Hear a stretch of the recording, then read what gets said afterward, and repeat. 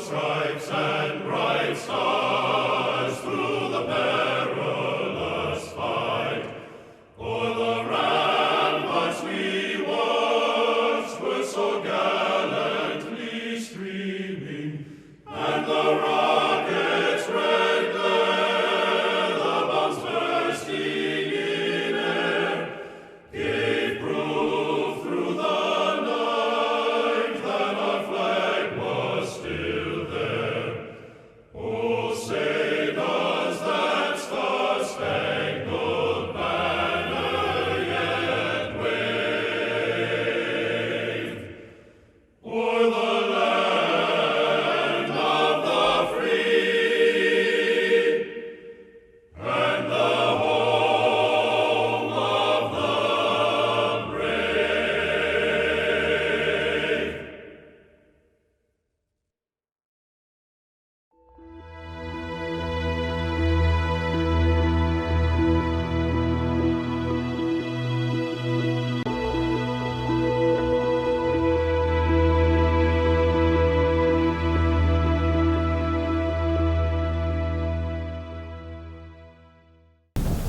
Gives me a great deal of pleasure to introduce our special guest, Dan Telep.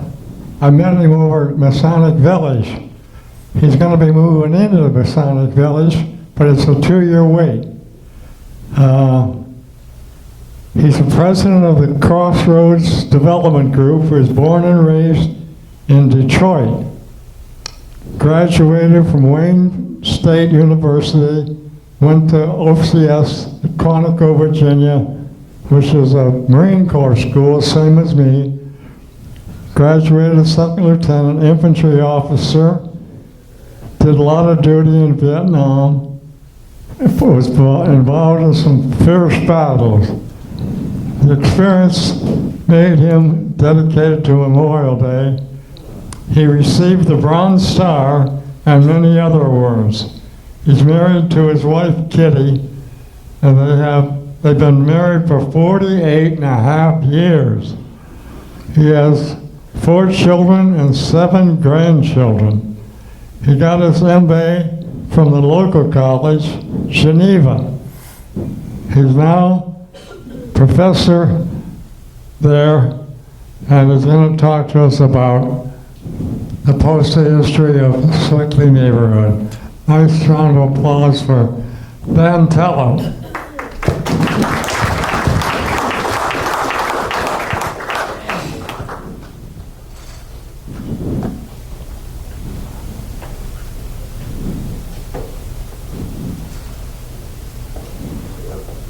Not working.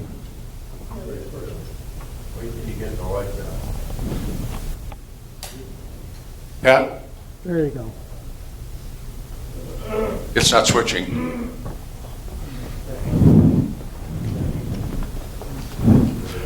Thank you for being our technician. Yeah.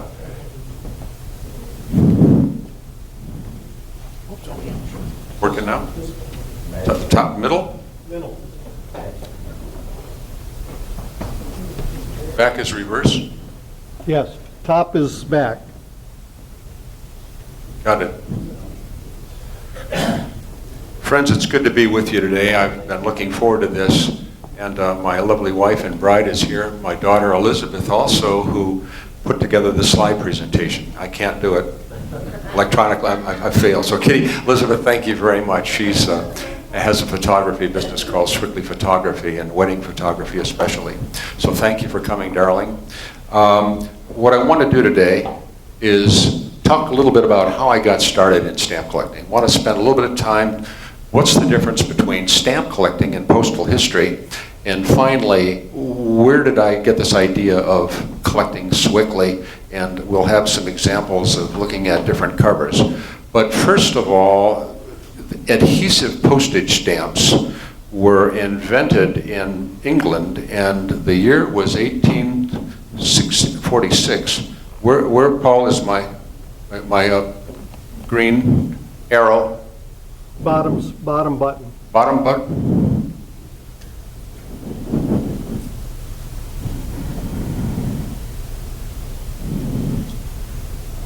Right there? Yeah. If I can find it here. Whoops. The United States first postage stamp was issued in 1847 featuring Benjamin Franklin. And you've probably looked at this many times in the newspaper, the C3A issued in 1923, the famous inverted Jenny. I had a chance to buy this when I was young, before I was married. The price was $125,000. And today, one sold for $750,000. So that was an investment I should have made, and obviously made a pretty big mistake.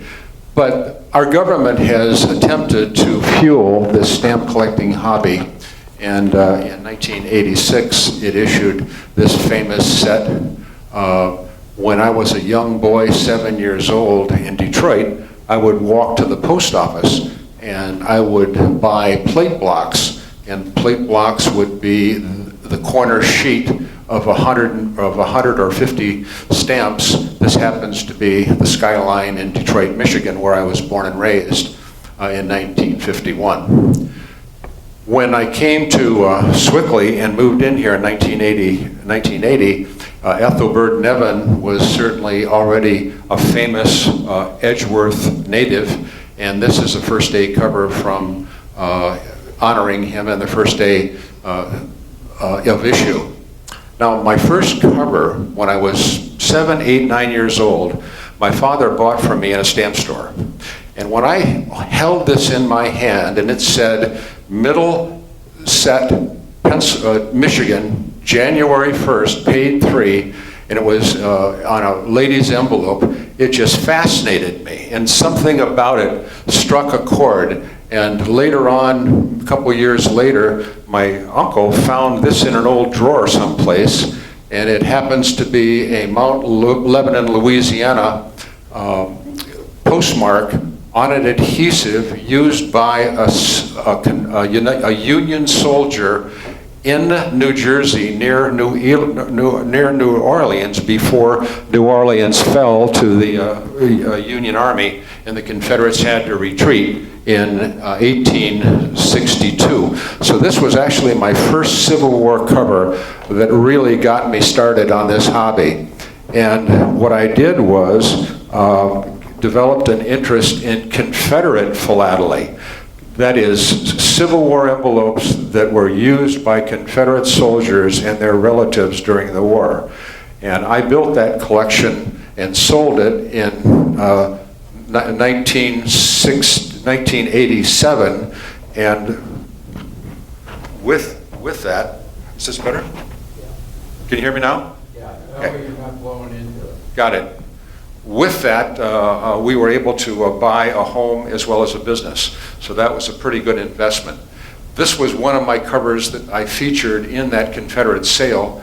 When Robert E. Lee took command of the Army of Northern Virginia in June of 1862, after Joe Johnson was severely wounded in the leg at the Second Battle of Manassas, this letter was sent by Robert E. Lee exactly 10 days after he took command. He was writing to his nephew, Colonel Fitzhugh, who was a cavalry officer in one of his divisions. This is an actual R.E. Lee general autograph that I owned, and it was the prize of my Confederate collection.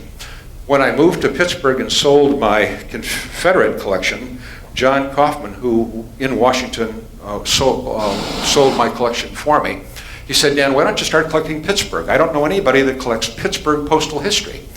And what I did was I began to build a Pittsburgh Civil War collection, which featured this particular item, General George Washington, commanding general of all colonial soldiers, that's his actual autograph, sending a letter to Brigadier General Hand at Fort Pitt, date October 5, 1777.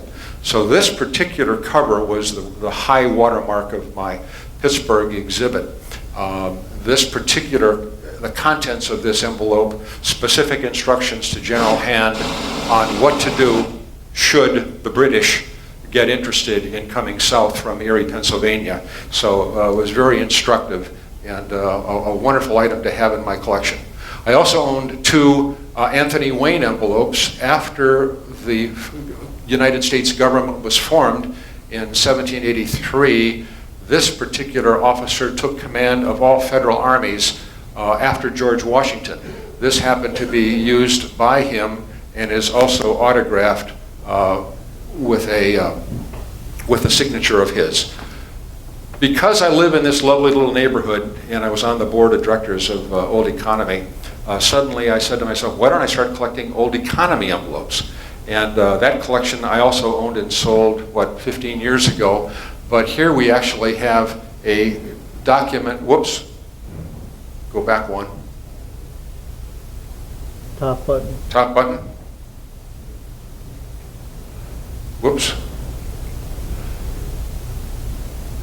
Old Economy, actually Economy Pennsylvania, 10-cent rate, Economy Pennsylvania, free, Baker, who was the postmaster, and this particular envelope on the lower right was about the sale of pigs, and the Economites received $50 for that particular transaction. Kitty's mom and dad owned a home at Chautauqua, so I said, why don't I start collecting Chautauqua? And so I put together a Chautauqua collection and sold that in New York probably 15 years ago. But this was an article that I published, and I think I have, whoops, and I have one in the, whoops, what am I doing wrong, Paul? Up button. Top button? Yeah, top button. This particular organization, the American Philatelic Society, allows me to write articles, and this particular item was published probably 10 years ago. What I also found very fascinating was that when I was in Vietnam, particularly, in the intelligence, I would have an opportunity to look at captured mail of North Vietnam and Viet Cong soldiers. And so I said, why don't I start collecting a collection of captured NVA and Viet Cong military mail? And so I did. I put that together, and my wife and I just sold that collection, last year, this time in Stockholm, Sweden. How did I get interested in North Vietnam mail? In the DMZ, I am a company commander. I have 4 rifle companies as a second lieutenant. We didn't have enough captains, so a second lieutenant would take command of a Marine Corps rifle company. And we were engaged with the 324th Division, and we were in a fierce firefight. I was calling in an airstrike, and one of my platoon commanders sent a squad leader, and they had captured a mail bag of enemy correspondence. They dropped this thing in my lap in the middle of a firefight, and I open it up, and I see this magnificent, airplane, a Vietnam MiG shooting down US planes. And I said, my goodness, wouldn't that be lovely to start collecting that stuff? So the seed for that was planted in 1967. But let's talk about our neighborhood, which is the purpose of why I'm here. And I have 20 minutes to go through probably 60 slides or so. But when we talk about the neighborhood itself, the neighborhood's first post office came on January 9, 1824, when in the Shields home, Newington, in the back of the house, there was the post office, and David Shields was the postmaster. The name changed to Swickleyville in August of '51. Shields was a post office also that operated near the Ohio River. Dixmont, which you know about, had a post office with opened and closed, and there was a railroad station and a train station at Edgeworth. Hayesville, Fair Oaks, Glenfield, Leetsdale, and Glen Osburn also were local post offices that physically operated that the Swickley office ultimately absorbed in their to consolidate businesses. Now, if we look at early domestic postage rates up to 1851, everything was done on the basis of distance. So if I were going to send something to Philadelphia and it fell within 300 miles, I'd pay 17 cents, which was a lot of money prior to 1851. During the War of 1812, the rates increased 50% to pay for the war. Then in 1845, the first U.S. postage stamp was issued, which I showed you earlier, and the distance for under 300 miles to Philadelphia was 5 cents. Anything over was 10 cents. After 1851, the federal government then adopted a single letter rate of 3 cents for 300 miles. Anything over 300 miles was 10 cents. So when we get started with my real talk of today of what our system was all about, this is the earliest cover I have used from Pittsburgh, or from Swickley itself. David Shields is writing an attorney near Philadelphia, and there was no post office operating in 1803. So David Shields had to go into Pittsburgh and have the Pittsburgh post office actually cancel the letter. 20 cents was the charge. So this is the earliest cover that I have that I've known. Swickley Bottom itself, you can see the Swickley Bottom in the upper right-hand corner. Swickley Bottom, free, David Shields. All postmasters had free franking privileges, so they could use their own, send as much mail as they chose to. And one reason that they over-abused this was many of them were merchants, and they could correspond with their constituencies at no cost, and that was, of course, the only basis on how mail was delivered. Here's another Swickley Bottom cover with the actual post office. This is behind Newington. That's what the Newington post office or the home where Jay Brooks currently lives, right off of Beaver Avenue. Edgeworth Female Seminary was directly across the street from us when Kitty and I lived in Edgeworth. And of course, the tragedy of having this building lost is beyond measure. Many of you are very familiar with the building itself and what it looked like, and it's just an absolute catastrophe to have our community lose this building. But in that building, Edgeworth Christian Female Academy, there was students that came and studied there.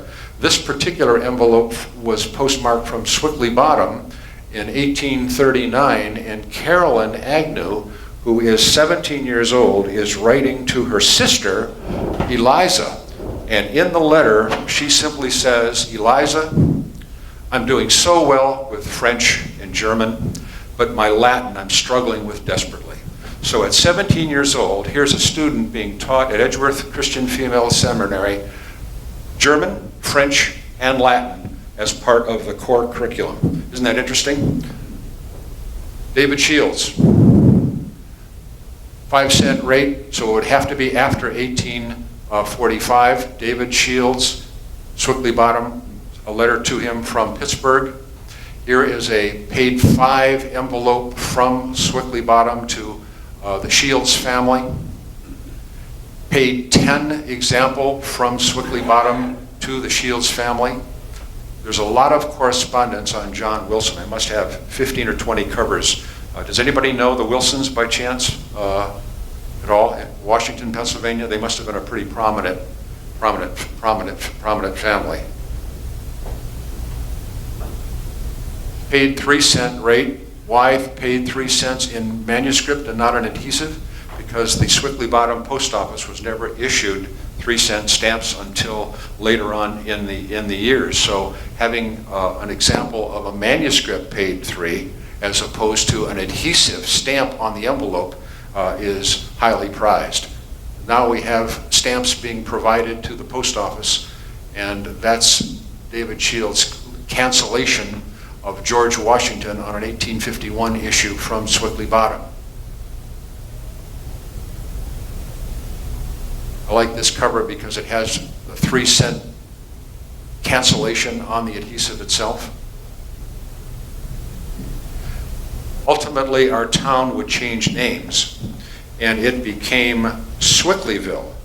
And Swickleyville, just to remind you, opened its office in August of 1851, and it operated, our community was called Swickleyville up until 1938. So here's an example of a lovely Swickleyville cancellation on an 1851 issue. This was a Valentine sent to Edgeworth. Look at the spelling of Edgeworth, E-D-S-W-O-R-T-H. But we have also the lovely Swickleyville cancellation here on a 1 cent stamp. So 1 cent was the cost if in fact you mailed an envelope within the same city. Another Swickleyville cancellation on a pre-manufactured envelope that the federal government sold. Here's a paid 3 from Swickleyville, hand-stamped paid, and the first cover here was followed by a type 2 cover, and here you see the actual 3 in a box. And when I saw this, my heart began to beat pretty hard because it was the first time I'd ever seen a Swickleyville with a 3 cent in the box as opposed to a paid 3 over here. So as I've done extensive research, looking at catalogs, talking to people that collect envelopes from Western Pennsylvania and Pennsylvania, this is unique. It's the only surviving example of a Swickleyville paid 3 postmarked to Reverend A.T. McGill. Does anybody know that name at all? Is that a name at all that would be in our community? This happened to be Allegheny City in terms of the addressee. Now, this envelope doesn't look like much. It's just a standard 1851 issue with a Pittsburgh strike, but the contents are fantastic. And the contents are, it was a broadside advertising for Swickley Academy's boarding school for boys. And this would have been in 1851 or 1852. And I believe the cost of tuition for 1 year was $75. If you included French and drawing, you had to add an extra 10. Can you imagine that? And this is dated Swickley, Pennsylvania, April 1850. This belonged to a dear friend of mine in Upper St. Clair, and he was a stamp collector as I was, and so when we get together over the years, we would always battle. I want this cover of yours. No, I want this cover of yours, and we had to fight and all that kind of good stuff. Well, the bottom line, I finally wore him out, and I added this to my collection probably 10 years ago. Unfortunately, Bob McCain was a lieutenant in the Army, and he just recently died as well. He was in Vietnam at the same time I was, so we had that in common as well. But this is a nice item. Ultimately, we were going into the year now 1860s. This is a Civil War era, and we have a Swickleyville postmark with a different kind of a stamp. This is the stamp which is the famous issue of 1861 in the Scott catalog. It's number 65. That doesn't mean anything to you, but interesting address. For those of you that recognize the name Passavant, this name obviously is an incredibly important name to our Western Pennsylvania and our community, and it just so happens that Jay Passavant, our former pastor at Northway Christian Community, this is his great-great-grandfather. And I have many items addressed to Reverend Passavant. I gave Jay several of them so that he would have them as treasures in his family. Now, because we're in the Civil War, one of the things that is always nice to know is, can you decorate envelopes? And if you can decorate envelopes and put fancy things and fancy designs on them, this happens to be called a patriotic cover. So here we have examples of patriotic covers coming into our little village of, at this point, Swickleyville. Here we have an example of Dixmont Hospital, and this particular letter details the madness of one of the patients and how insane the patient is, and the organization is writing to the family to describe the terrible, horrific conditions of this particular man who is incarcerated. Another patriotic cover, a dandy, with General Geary on the right-hand side. The federal government did not have an income tax. They would charge money for every legal transaction. Thus you have an adhesive on the light. Dixmont Hospital, another cancellation in 1869. McCrary is a name that you know. It's the bank building right next to PNC Bank, right next to the bank. And much of what follows came from the McCrary correspondence. Here's another example of Swickleyville. A 1-cent adhesive used as a drop letter. This is a great cover because it has a lovely machine cancellation on from Pittsburgh, Pennsylvania, coming into Swickley, Pennsylvania. That was the contents. This is a great cover. A friend of mine bought it in Upper Peninsula of Michigan, where Kitty and I are going to be going next week, as a matter of fact. And this is going to Marquette, but to cross the canal, there was no bridge.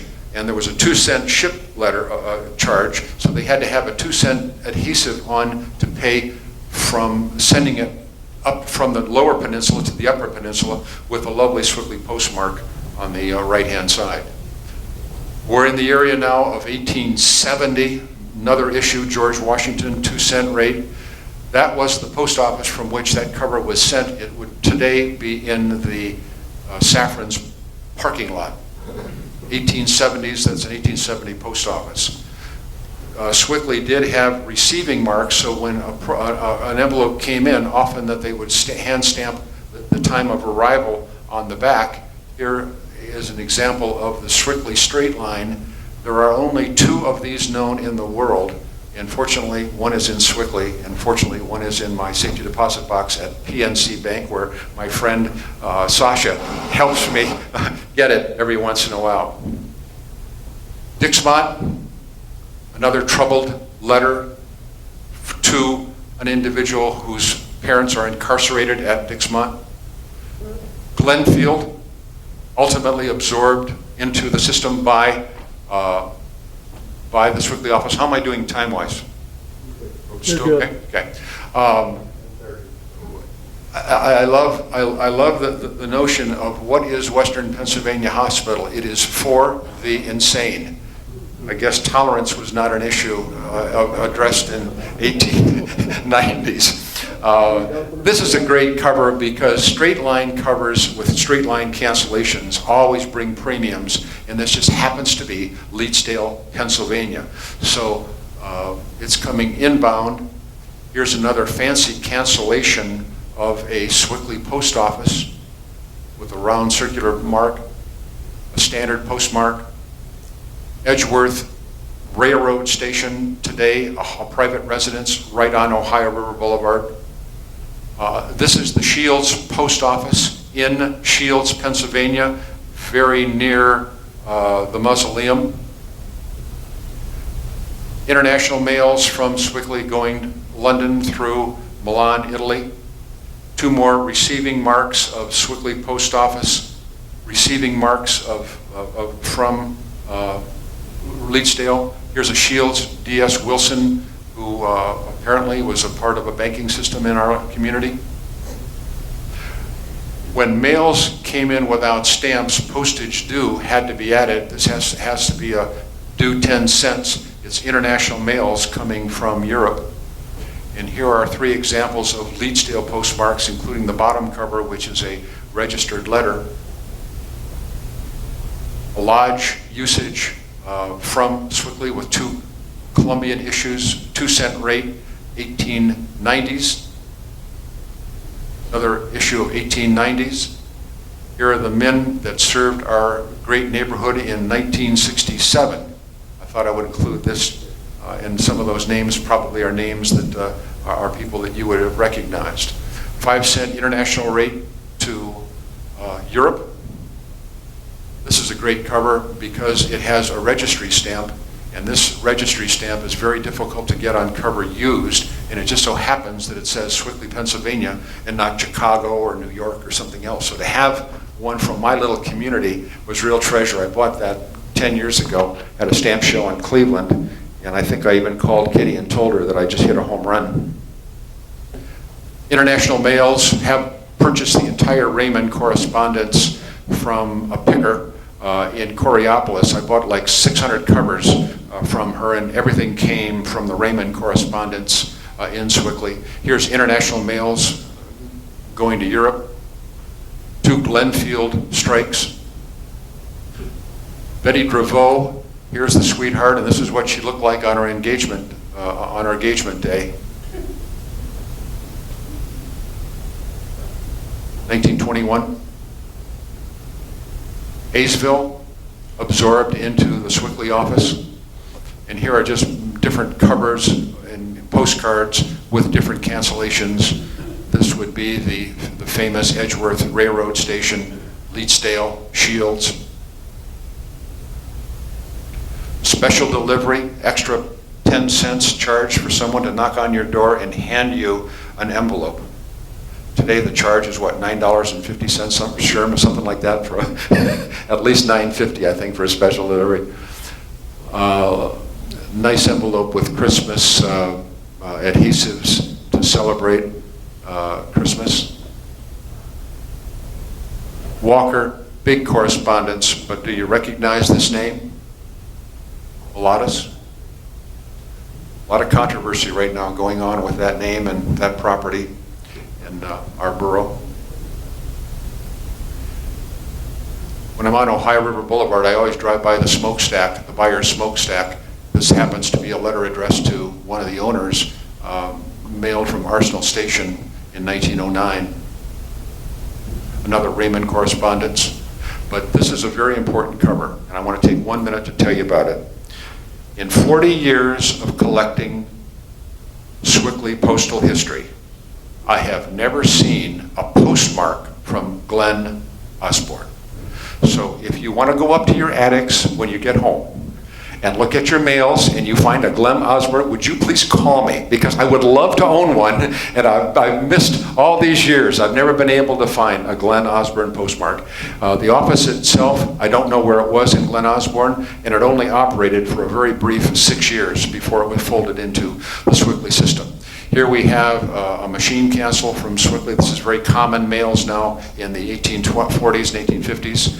The next series would be postcards sent making major announcements. Allegheny Country Club, Edgeworth, Women's Missionary Society. This is a philatelic usage from a stamp dealer in Swickley.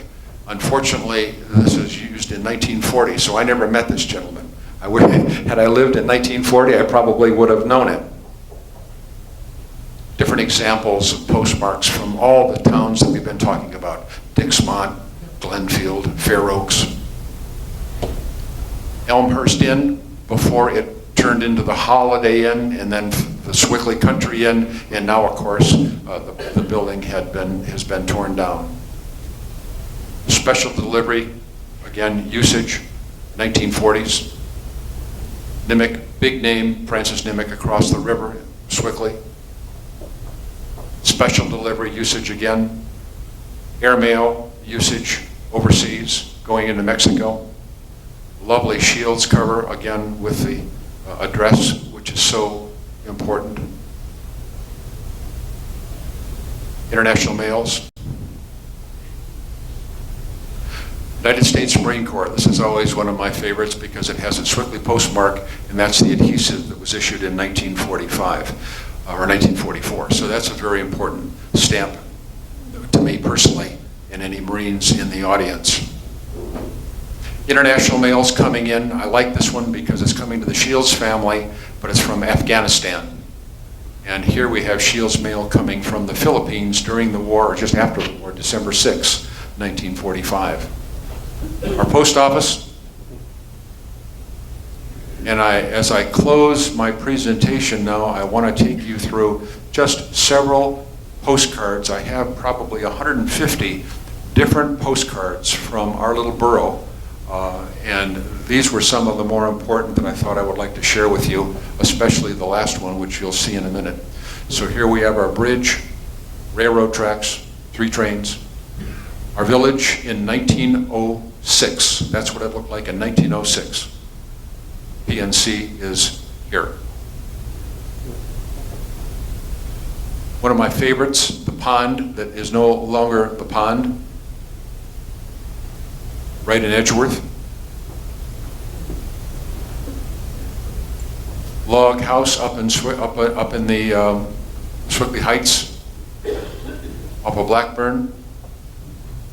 A building that's been razed recall the Edgeworth Inn, Fame, our great monument in 1907, August. It happens to be this particular postcard. And there's where we are currently operating and where Sasha is from today. We have a PNC banker that came to our presentation today. That's where he works. Allegheny Country Club. Men in the Neighborhood. And unfortunately, there are no names on that, but potentially they could be identifiable. And finally, my very last slide, where we are today, the YMCA. So with that, I hope you enjoyed at least a real quick look through postal history of our neighborhood. Lights on, please. It's good.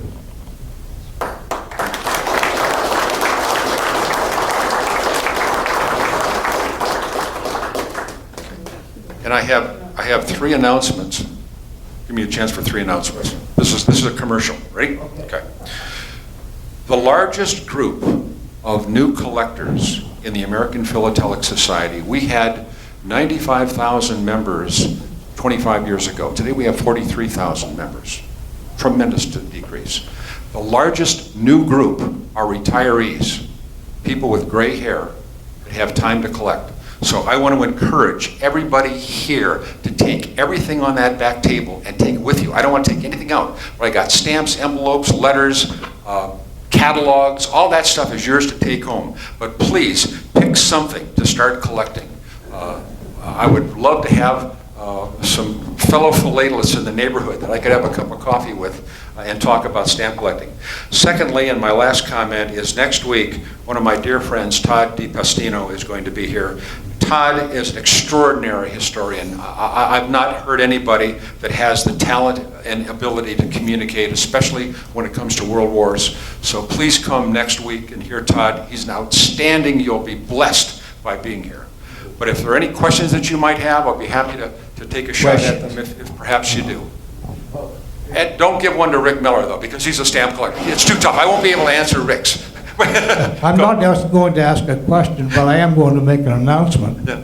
Our speaker also is one of our newest members to the Senior Meds Club by joining today. Thank you very much. Thank you. Sasha. The Glen Osburn one. Yes. What year was that around? I'm just curious. All right. The Glen Osburn Post Office opened Glen Osburn July 1897, and it closed in 1907. So it was only a brief, 10 years. We don't know the location. I don't know where the post office was, and I don't have a cancellation on an envelope, and I would really love to have one, so find one, please, for me. Sir? Question. I know a lot of them didn't have stamps. They just have what the postman would just write in the upper right-hand corner. He received a nickel or 3 cents. Yeah, before 1845, in the United States, there were no stamps. So everything had to be manuscript and written out on the envelope itself. I mean, it wouldn't be easy to forge your, at that point, of course, you... Back then, we had honest people. We had honest citizens. They loved our flag.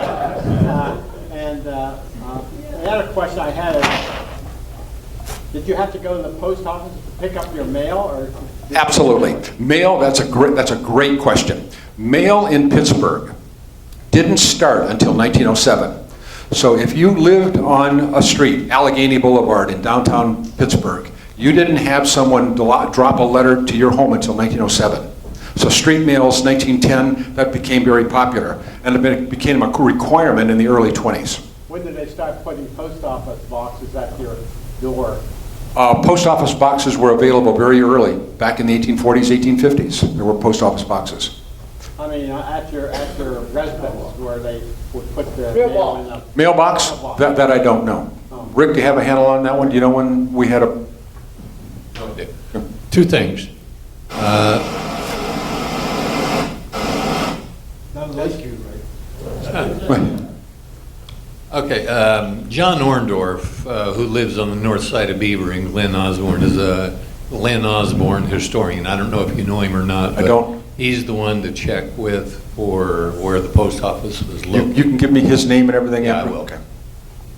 Secondly, and it's a question, I noticed on some of the early franking envelopes that it would be addressed to, for instance, Beaver County, Pennsylvania. Was that common, to include the county? The counties were more inclusive on names of communities that were not well known. So you would never have Bucks County, Philadelphia, because people knew, the post offices knew the systems and knew those names very proper. New York City didn't have to have the county. But when you talk about Chippewa, or early Fair Oaks even, or Shields, they usually would have a county only because it helped direct mails to a particular post office. Sir? What's the most valuable stamp you've ever owned? The George Washington sold for $25,000 2 years ago, or 3 years ago. Robert E. Lee wasn't quite that expensive, it was only $15,000.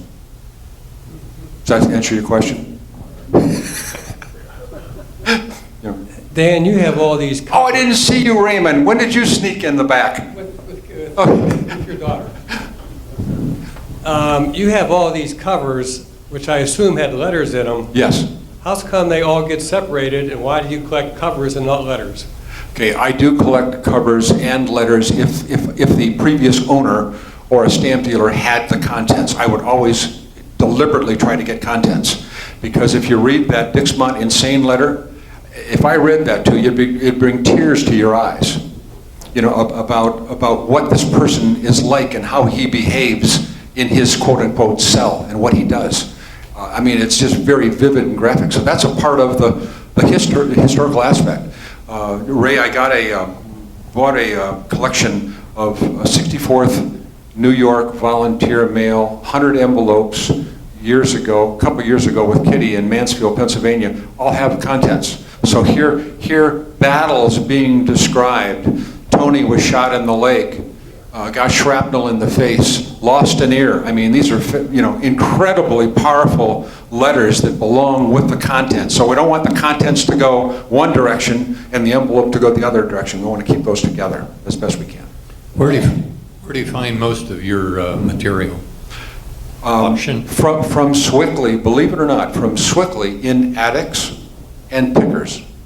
So there are people who will be cleaning out homes, and it's still very much available because they don't know what to do with it. And hopefully, I've been to enough antique shops and left enough business cards all over western Pennsylvania, I'll get a phone call from someone who has found an original find.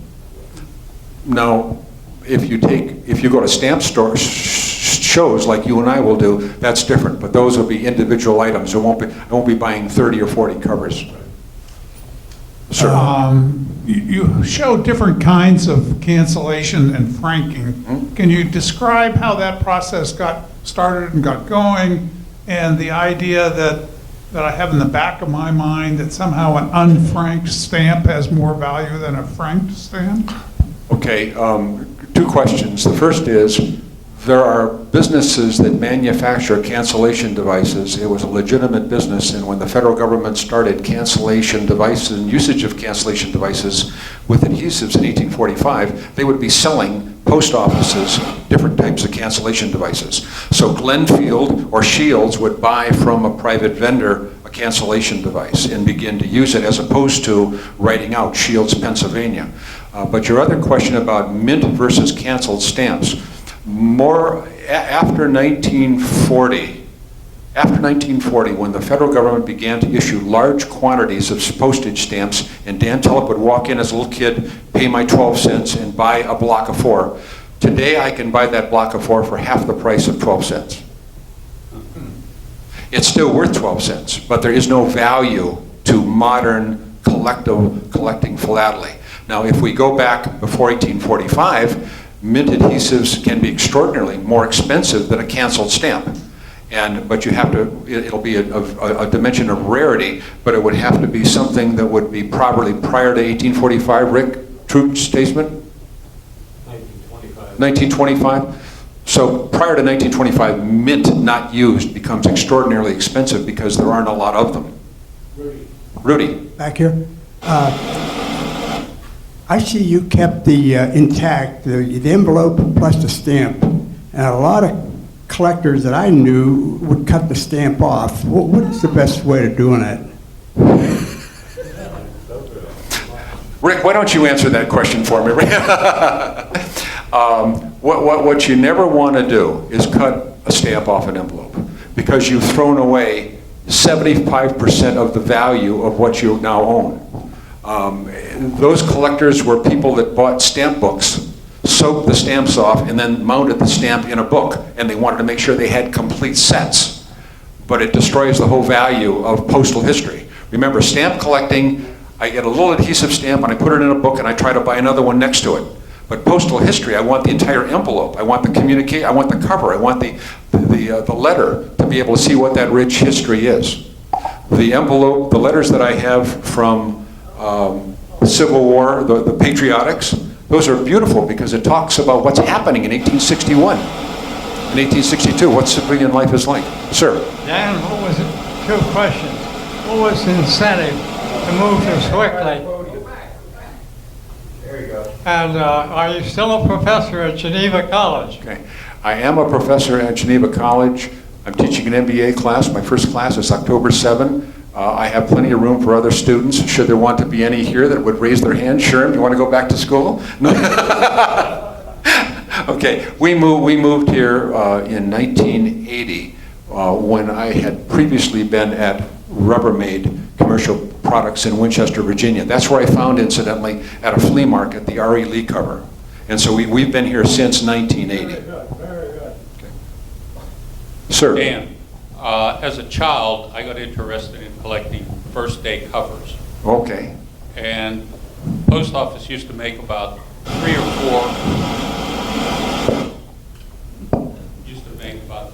4 different commemoratives per year. Then they got wise and realized they could make a lot of money, and then it started to be once a month, once every month, then 2 every month. It just got incredible. And I suspect that they were trying to take advantage of us in order to fund the postal system. You mean the United States government is going to take advantage of us? I just can't. That just doesn't register at all. I can't believe that. Today, when someone calls me for an appraisal, I appraise a lot of philatelic collections. Appraised one here 3 or 4 weeks ago, and my wife told me when she received the phone call, Dan, it's going to be plate blocks and first day covers. I said, no, I think this person really spent some serious money. It turns out it was plate blocks and first day covers. My advice is use the stamps today because they're worth the postage, and then wallpaper your garage with the first day covers. These are great questions, by the way. I love your questions. It's really well thought out, especially the mint versus the canceled. Thank you, Dan. How about another round of applause for Dan?